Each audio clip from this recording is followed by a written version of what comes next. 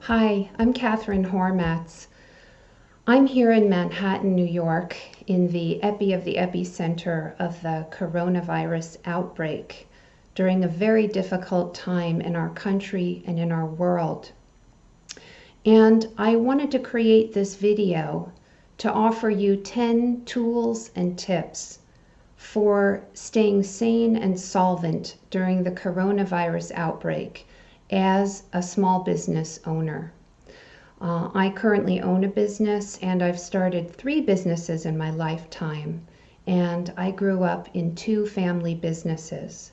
And I want you to know that I'm here with you, that I know how difficult it is to choose between putting food on the table or making payroll. I started my last business, the one before this one, at right before the 2007 economic crisis, which became known as the Great Recession. So I'm no stranger to setbacks and hardship for us small business owners. And I want you to know that something that's different now than before is that we are all truly in this together. You and me and all the shops on Main Street throughout America have all been hit really, really hard in our businesses. So unlike some of the other recessions and setbacks that we've gone through that have been industry specific or related to certain areas of trade or commerce, this experience is universal. And I want to let you know that while it might feel like you're alone, you are not sitting here alone in the struggle, in the fear, in the fight. I know that many of us are very prideful.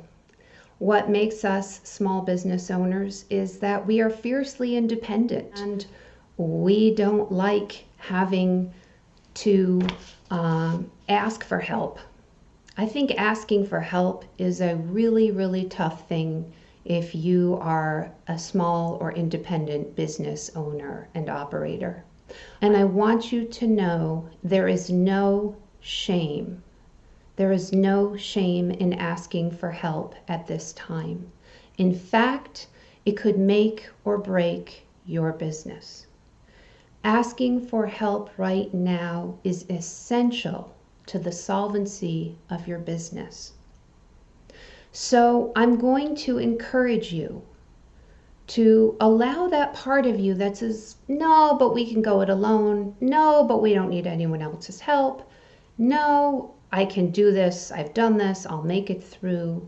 To just talk to that part and acknowledge it and ask it to lovingly step aside and say, you know what? We're all in this together. We need each other. We need to reach out, and we need to do what we can to save American small business. You know, the Fortune 500 only employs roughly 20% of the American workforce. So while they get a lot of attention, but as you know and I know, they have a large seat at the table and we don't.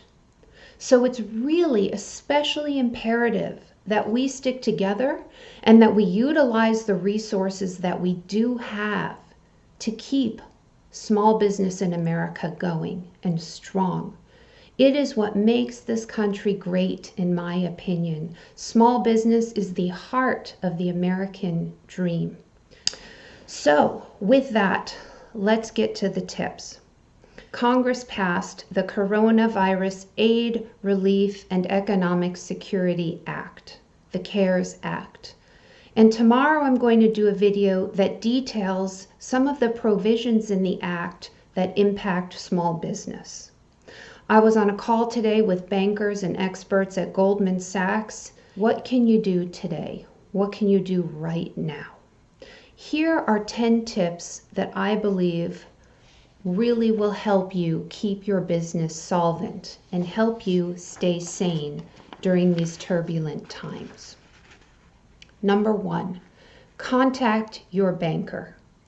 I am sure that you have some form of a banking relationship, and if you don't, every bank has a small business liaison. Reach out to that person and ask them, how are they working with the Small Business Administration? What are they doing to help small businesses in their portfolio? What tools and resources are they aware of that they can point you to? Your small business banker is your friend. Number 2, your congressperson. I know you might not think of this off the bat, but your congressperson has district offices, probably some just down the road from you, with key people on their staff, economists, finance experts, government policy and government resource experts who are available to answer questions about things like, how do I apply for an SBA 7A loan? How do I get a grant? What organizations in my community will help me get through this very difficult time? Don't be a stranger to your congressperson. That small business in America transcends politics or party. So reach out to your congressperson. I encourage you to do that. Third thing, regional chapters of national and international business-based organizations. I'm talking about the U.S. Chamber of Commerce. I'm talking about Rotary International. I'm talking about the Kiwanis Club, the Lions Club. All of these organizations have local chapters and local leaders who know people in your community, who are bankers, who are financiers, who are angel investors, who are lawyers, who are accountants, who are go-to people for challenges that your small business may be facing. Number 4, the Small Business Administration. This is an agency out of Washington, D.C., which has regional offices. And the regional offices have experts, just like the congresspeople's offices, that can help you figure out the right solution for keeping your business solvent at this time. What I understand, and I'll talk more about this tomorrow, is that through the CARES Act, the SBA is going to be using federal funds to underwrite loans that certain authorized banks will be allowed to issue. And these loans might even be given as grants where the debt will be forgiven because of the extenuating circumstances of this unprecedented time. So if you go on sba.gov, there's a link, and I'll try to include it in the comments below, where you can find your local or regional SBA office. And fifth thing, if you're an export-oriented company and you're involved in international trade, through the U.S. Department of Commerce, there are a number of U.S. Export Assistance Centers. These centers are regional offices who have experts in international commerce and international finance. The Treasury Department is number 6, and number 7 is the Federal Reserve Bank. The Treasury Department and the Fed work respectively on issues of fiscal and monetary policy, and their websites have a number of resources for small and medium-sized businesses. Number 8, be proactive. Reach out, reach out, reach out. Don't wait till your books are nearing red to contact your landlord, your credit card companies, utilities. Defer, deliberate, delineate, delay as much as you possibly can up front. Many landlords are willing to work with their tenants so that they can stay in business. Credit card companies, many of them have deferred or delayed payment schedules. Some are adjusting interest rates as the federal funds rate have adjusted. I would encourage you to reach out preemptively and proactively. Tell them that the situation ahead is tough, everyone's going through it, and you want to speak up and see what arrangements they are offering, because many of them are offering some kind of favorable terms. Number 9, pro bono legal advice and other pro bono advisory services. So 2 businesses ago, and a very large company came after us as basically a trademark and patent troll, trying to challenge our trademark. And we didn't have, as I said, 2 nickels to rub to hire a lawyer, and the minimum retainer was $10,000. So kind of threw up our arms. And then we reached out to the local chapter of the American Bar Association.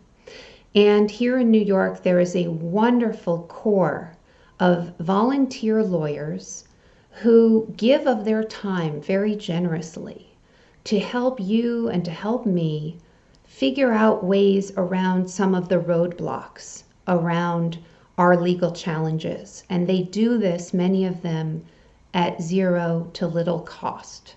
So I would encourage you to reach out to your local organizations. There are banking organizations, legal organizations, accounting organizations, any aspect of small business where you would liaise with a professional.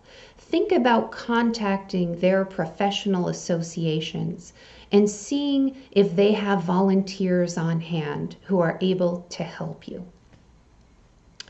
Number 10, your network. Please don't ever underestimate the value of people in your network.